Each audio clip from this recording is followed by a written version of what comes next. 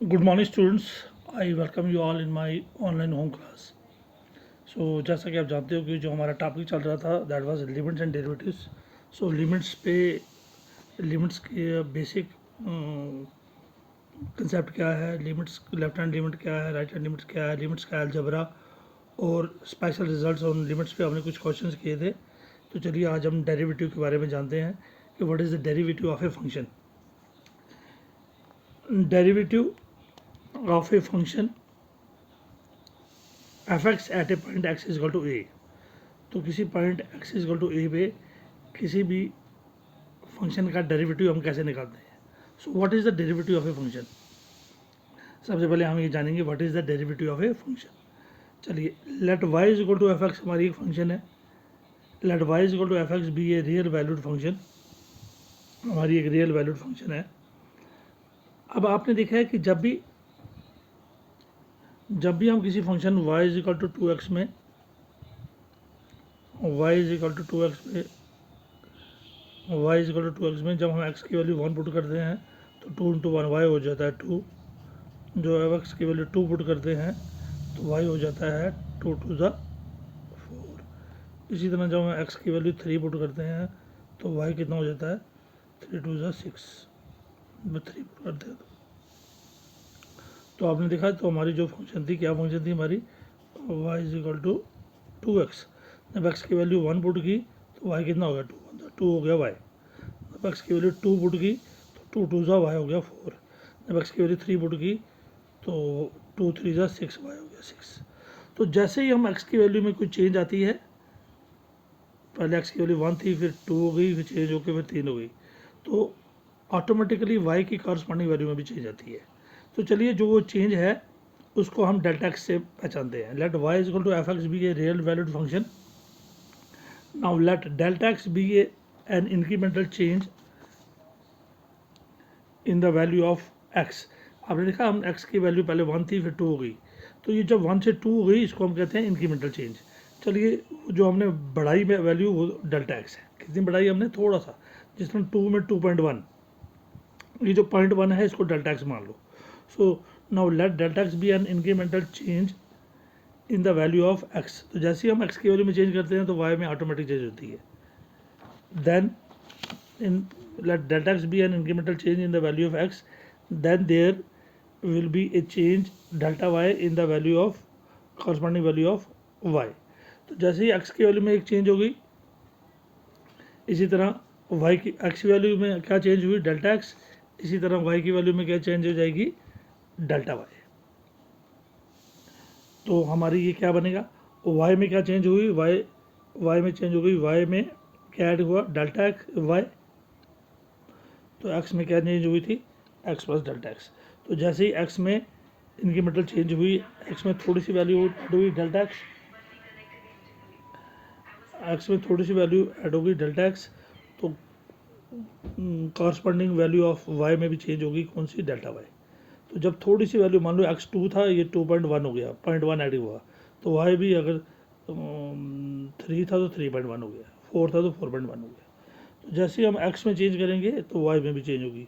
तो एक्स में क्या चेंज होगी, एक्स बन गया एक्स प्लस डेल्टा एक्स. इसमें थोड़ी सी इंक्रीमेंटल ऐड हो गई वैल्यू, तो वाई में भी ऑटोमेटिकली वाई बन गया वाई प्लस डेल्टा वाई.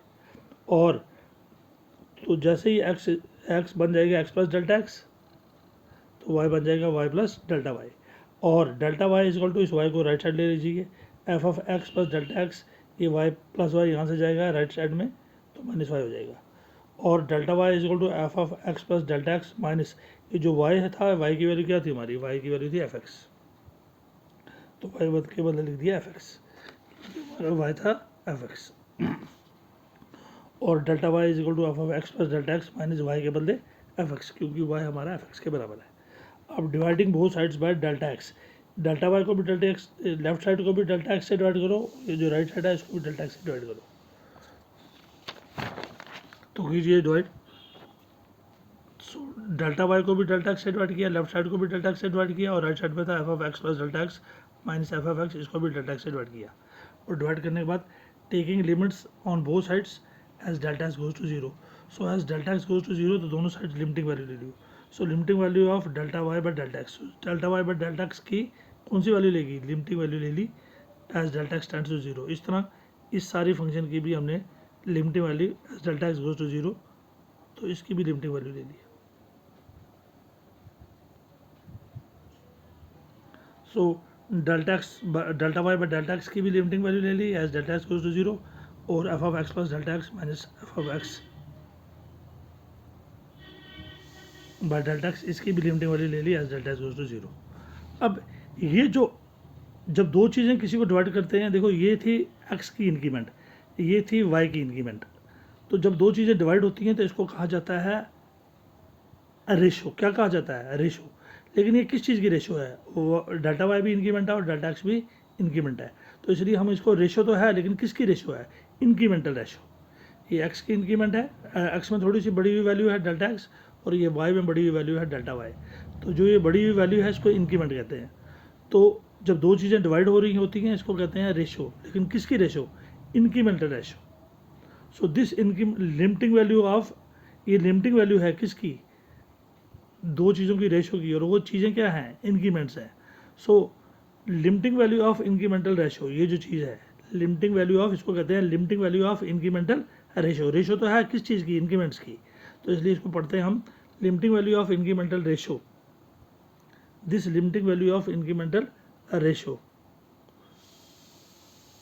कौन सी, this limiting value of incremental ratio, ये जो limiting value of incremental ratio जो है is called as derivative of the function y, इसी को कहते हैं हम derivative of the function y, and is denoted by d by d x, और इसको किससे पहचानते हैं हम, डी बाई डी एक्स। तो इसी फंक्शन y की जो इंक्रीमेंटल वैल्यू है, सो जो इंक्रीमेंटल रेशो है, so limiting value of the, कैसे पढ़ते हैं इसको याद रखना, limiting value of the incremental ratio is called as derivative of the function. इसी लिमिटिंग वैल्यू, इंक्रीमेंटल रेशो की जो लिमिटिंग वैल्यू है इसी को कहा जाता है डेरिवेटिव ऑफ द फंक्शन, और किससे पहचाना जाता है, and is noted by d by d x. So this इसके बदले हम लिखेंगे डी बाई डी एक्स किसका, फंक्शन कौन सी थी, y. So d by d x of y is equal to क्या है, limit delta x goes to zero f of x plus delta x minus f x by delta x. So ये जो value है ये किसकी value है, ये limiting value है इंक्रीमेंटल रेशो की, और this limiting value of incremental ratio, ये जो लिमिटिंग वैल्यू है इंक्रीमेंटल रेशो की, इसको कहते हैं डेरिवेटिव ऑफ द फंक्शन, इसको कहते हैं डेरिवेटिव ऑफ द फंक्शन, कौन सी function, y, and is noted by d by d x. यही जो लिमिटिंग वैल्यू है इंक्रीमेंटल रेशो की, इसी को derivative of the function y कहते हैं, और इसको किससे पहचानते हैं, d by d x. So this ये जो चीज़ है ये डेरिवेटिव ऑफ फंक्शन है, कौन सी फंक्शन का, वाई का, और डेरिवेटिव कैसे लिखा जाता है, d by d x. So d by d x of y का मतलब होता है derivative of y is equal to limiting value of f of x plus delta x minus f of x by delta x as delta x goes to zero. अब y is equal to f x है, अगर y को लिखना हो तो d by d x, अगर f x को लिखना हो तो एफ डैश एक्स। डेरिवेटिव कैसे लिखा जाता है, तो y का डेरिवेटिव होता है डी बाई डी एक्स, अब y एफ एक्स के बराबर है। मैंने आपको शुरू में ही बताया था कि जो y है वो किसके बराबर है, एफ एक्स के। y का निकलना हो तो d by d x of y, इसको कहते हैं डेरिवेटिव ऑफ y, और एफ एक्स का डेरिवेटिव लिखा जाता है एफ डैश एक्स, तो ये दोनों इक्वल होते हैं। So for the sake of convenience हम डेल्टा एक्स के बदले एच लेते हैं, क्योंकि डेल्टा एक्स से हम अपनी आसानी के लिए डेल्टा एक्स लिखना थोड़ा कुछ लोगों को मुश्किल लगता है, इसलिए हम डेल्टा एक्स के बदले एच का इस्तेमाल करते हैं, किसका, एच का। तो कैसे, for the sake of convenience we take h in place of delta x, delta x के बदले एच लेते हैं, वही d by d x of y is equal to derivative of function y लिखो या एफ डैश एक्स लिखो, ये दोनों किसके बराबर होते हैं, समझ नहीं, चाहे derivative D by d x है, अगर वाई को लिखना हो तो डी बाई डी एक्स, और अगर एफ एक्स में लिखना हो तो एफ डैश एक्स। इसका भी मतलब होता है derivative of the function y, ये होता है derivative of the function f x. चाहे वाई का डेरिवेटिव बोलो चाहे एफ एक्स का डेरिवेटिव बोलो, जो एफ डैश एक्स है वो, जो d by d x of y है वो डेरिवेटिव ऑफ फंक्शन वाई है, और ये जो एफ डैश एक्स है ये derivative of function f x है। चाहे वाई का डेरिवेटिव बोलो या एफ एक्स का डेरिवेटिव बोलो, मीनिंग सेम है। और इसको किस में लिखा जाता है, एच में, ताकि डेल्टा एक्स के बदले हम एच यूज़ करते हैं। तो limit f of x plus h, limit f of x plus h minus f of x minus f of x by delta x के बदले एच, और h goes to zero. So this is called derivative of the function y, और d y d x of y, d y d x of y का मतलब होता है derivative of the function y which is equal to F dash x. इसको भी हम कहते हैं derivative of the function f x is equal to limiting value of delta x के बदले क्या लिखना हमने h, limiting value as h goes to zero f of x plus h minus f of x by H.